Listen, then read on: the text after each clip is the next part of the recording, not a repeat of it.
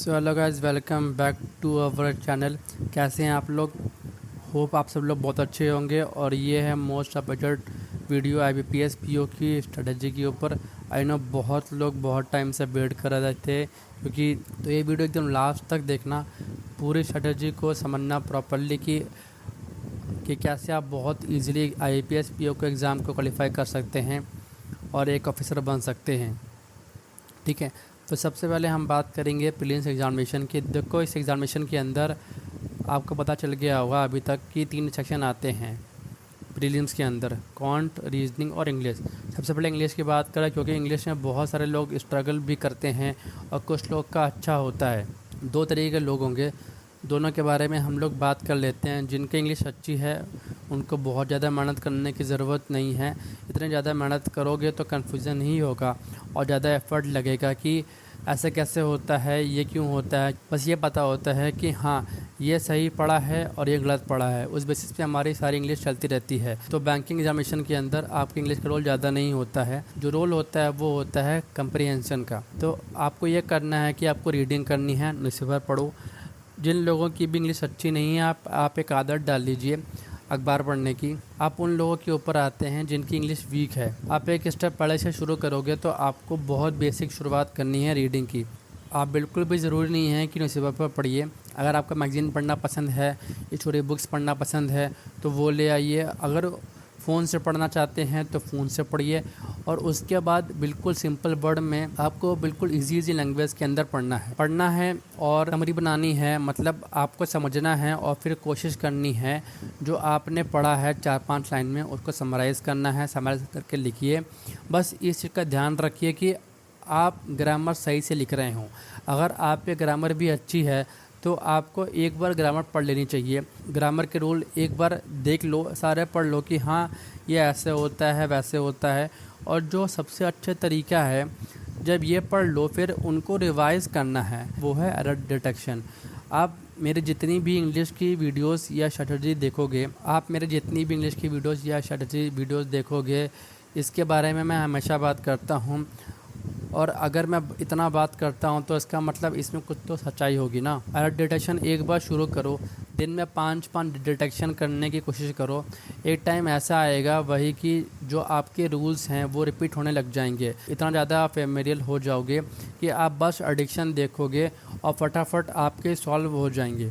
ऐसे लोग होंगे जिनकी इंग्लिश बोलती हैं कि इंग्लिश बहुत अच्छी है, बट उनसे आप एग्ज़ाम में स्कोर अच्छा कर पाओगे क्योंकि आपने उतनी मेहनत की है। तो आप ये चीज़ करेंगे। तीसरी एक चीज़ जो आपको क्विज़ेस मिलते हैं, कोई भी हो, और जिन लोगों की इंग्लिश अच्छी है उनको भी ये करना है, सबको करना है ये चीज़ प्रैक्टिस की। आप अपने क्विज़ेस पर, सेक्शनल टेक्स्ट पर और मॉक टेस्ट पर बहुत ज़्यादा ध्यान देंगे। ठीक है, तो वहाँ से आपको सारी चीज़ें पता लग जाएंगे कि आपका लेवल कैसा आता है, कितने नंबर का, क्या चीज़ का क्या बाइफिकेशन है।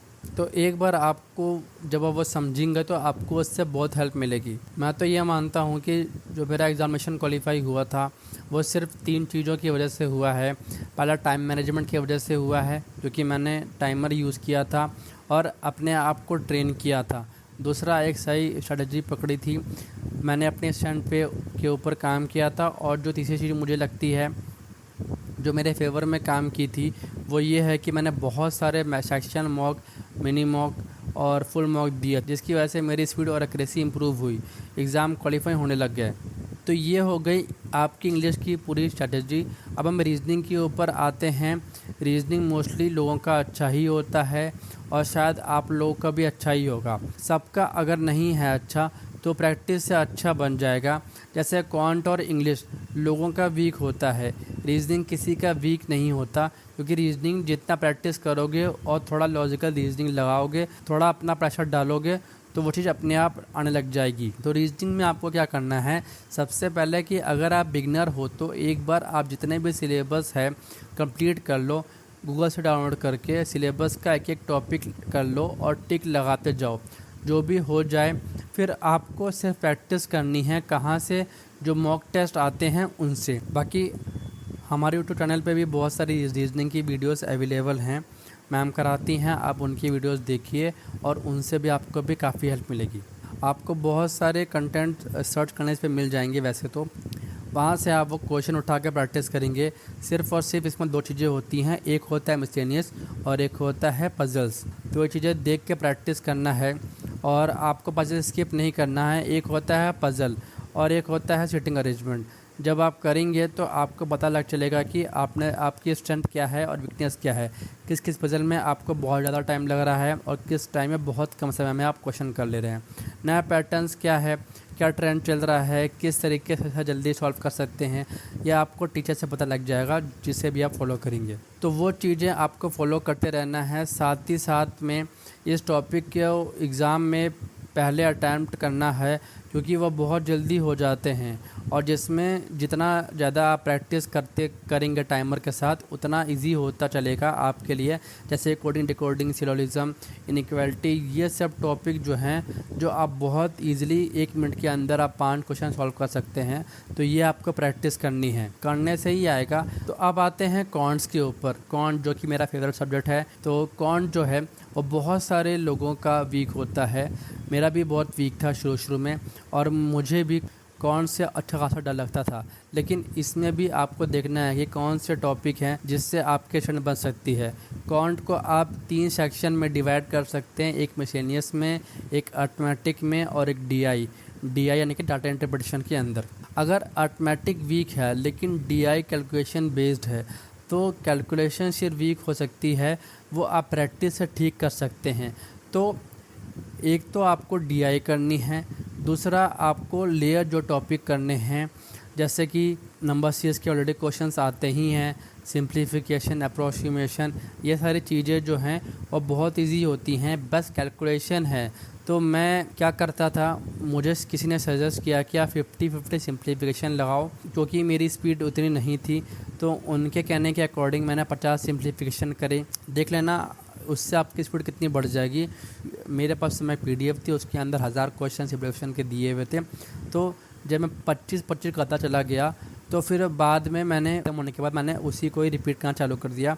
उसके बाद फिर मैंने कहीं उसको 100 कर दिया प्रैक्टिस करते करते, और उसके बाद ऐसे करते करते इस तरीके से मैंने सिंप्लीफिकेशन में 100 सिंप्लीफिकेशन मैंने एक दिन के भी किए हैं, और उससे जो स्पीड मेरी बनी है मतलब नेक्स्ट लेवल है।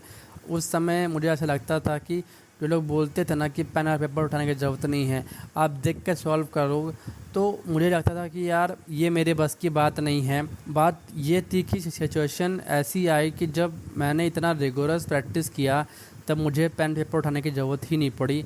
मुझे वो नंबर सब देखने लग गए थे, वो कैलकुलेशन देखने लग गई थी। तो ये आपके साथ भी होगा। और दूसरी चीज़ की डीआई में सिर्फ आपको कैलकुलेशन की ज़रूरत होती है। मीन्स में जो आती है वो अर्थमेटिक के साथ मिक्स होकर डीआई आती है। कभी कभी हो सकता है कि प्रीलिम्स में अदरवाइज डीआई नॉर्मल हो, जिसमें आपको सिर्फ कैलकुलेशन करनी होती है। परसेंटेज आपका अच्छा होना चाहिए, रेशियो आपके अच्छे होने चाहिए। तो वो एक चीज़ जो अगर आप अच्छे से कर लोगे तो आपको कॉन्ट में प्रॉब्लम नहीं होगी। आपको कभी ऐसा नहीं होगा कि कॉन्ट की वजह से आपका सेशन रुक रहा है। तो ये कुछ ना माइंडफुल स्ट्रेटजीज़ हैं जो आपको अपने लिए अपने हिसाब से बनानी पड़ेगी। प्रीलिम्स तो वैसे भी क्वालिफाइंग नेचर का है, तो आपको सिर्फ क्वालिफाई करना है। तो ये सब चीज़ें दिमाग में रखो कि हाँ ये पेपर कर लेंगे तो क्वालिफाई हो जाएंगे। ऐसे एग्जामिनेशन में जो फेस डिवाइडेड हैं और जो फेस आपका सिर्फ क्वालिफाई नेचर का है, तो उसमें इतना ज़्यादा स्ट्रेस और इतना ज़्यादा अपने इनपुट डालने की ज़रूरत नहीं है। तो इसको बस क्वालिफाई करने का सोच रखो, दिमाग में यही रखो कि इसको क्वालिफाई करना है मेंस में, क्योंकि मेंस के मार्क्स काउंट होंगे, इंटरव्यू में भी मार्क्स काउंट होंगे। तो जो आपकी एक्स्ट्रा एनर्जी है वो वहाँ जानी चाहिए। इसमें आपको अपना सिर्फ क्वालिफाई करने के लिए सोचना है। तो आपको राइट स्ट्रेटजी पकड़ने की ज़रूरत है, हार्ड वर्क करने की ज़रूरत नहीं है। सिर्फ उस चीज़ पर हाथ डालना है जो आपने इतने बड़े सिलेबस में एक छोटी सी पिक की है, सिर्फ उस पर आपको मेहनत करनी है। तो आप क्या करेंगे, ऑटोमेटिक भी आपको स्किप तो नहीं करना है, क्योंकि ऑब्वियसली मेंस में आता है। और पहले एक टाइम था जब अर्थमेटिक कर देते थे, आपका एग्जामिनेशन निकल जाता था, लेकिन अब अर्थमेटिक काफ़ी ज़्यादा घुस गया है। और एक चीज़ है, अगर आप देखोगे डीआई के अंदर आपको पुराने अर्थमेटिक में भी इतने टाइप के वेरिएशन आने लग गए हैं, तो वो आपको करना ही है। तो कुछ ऐसे टॉपिक हैं जैसे कि परसेंटेज और रेशियो प्रपोर्शन है, या चीज़ एवरेज है, ये आपको बहुत अच्छे से करनी है क्योंकि ये आपको हर एक चीज़ के अंदर हेल्प करने वाला है। उसके बाद आपका टाइम स्पीड डिस्टेंस, फिर प्रोबेबिलिटी, मतलब ये आप कर सकते हो। जिन लोगों का मैथ्स अच्छा नहीं होता उनको कर लेना चाहिए। बाकी अगर स्किप भी करना है तो स्किप कर दो। उसके बाद प्रॉफिट एंड लॉस है, पार्टनरशिप है, स्पीड है, बोर्ड स्ट्रीम है। तो ये कुछ ऐसे टॉपिक हैं जो आपको करने चाहिए ताकि आप मेंस के लिए प्रिपरेशन करते रहो। और मेंस की प्रिपरेशन वो 1 डे से चालू हो जाती है, फर्स्ट डे से ही। ऐसा नहीं है कि पहले प्रीलिम्स करना है, एक बार सिलेबस ज़रूर करना है, लेकिन मेंस क्या है, कोई डिफरेंट सिलेबस नहीं है, बस लेवल्स बढ़ जाता है, थोड़े नए वेरिएशन बढ़ जाते हैं, हाई लेवल के कई क्वेश्चन आने लगते हैं ना। तो इसलिए आपको यही करना है कि डे 1 की मेंस की प्रिपरेशन शुरू करनी है। जैसे आपको मॉक टेस्ट दिए गए हैं तो एक मेंस लेवल का मॉक आप वीक में एक बार दीजिए, 3 दिन 4 दिन में एक एक करके देते रहिए। अगर आपका सिलेबस कंप्लीट है तो 3-4 दिन में एक मॉक टेस्ट देते रहेंगे और एनालाइज बहुत अच्छे तरीके से करना है अपने सारे मॉक का। अगर आपने मॉक टेस्ट दे दिया है और एनालाइज नहीं किया तो बिल्कुल वेस्ट रहेगा, क्योंकि आपको पता नहीं चलेगा कि आपकी गलती कहाँ हो रही है। उस चीज़ को दोबारा रिवाइज़ करिए, वीडियो को थ्रू जाके रिवाइज़ करिए और अपनी टू डू लिस्ट बना लीजिए, एक प्रॉपर प्लान बनाइए हर दिन के हिसाब से। ऐसा नहीं, एक जनरली बना के लीजिए कि हमें पूरे एग्ज़ाम की है, डेली वाइज बनाना है। आज मुझे ये चीज़ करनी है इंग्लिश में, आज मुझे ये टॉपिक कंप्लीट करना है, क्वांट में आज मुझे ये चीज़ करनी है, आज ये टॉपिक पढ़ना है, और मैथमेटिक्स और रीजनिंग के अंदर मुझे ये चीज़ करनी है और ये चीज़ आज पढ़नी है। इसी तरीके के पज़ल में भी मुझे ये पढ़ना है। टू डू लिस्ट प्रॉपर्ली बनाइए। और अगर आपको चाहिए कि आपको टोटल लिस्ट बना के दूँ स्पेसिफिकली तो मुझे बता दीजिएगा, मैं टू डू लिस्ट आपको प्रोवाइड कर दूंगा। प्रीलिम से बस इतना है कि prelim is about speed and accuracy, बस इन 2-3 चीज़ों में ध्यान दीजिए, प्रीलिम्स आपका निकल जाएगा। मेंस या प्रॉपर मेंस की स्ट्रेटजी क्या रहेगी वो मेंस की एक और वीडियो बना दूंगा, उसमें आप देख लीजिएगा, क्योंकि वीडियो ऑलरेडी बहुत लंबी हो चुकी है।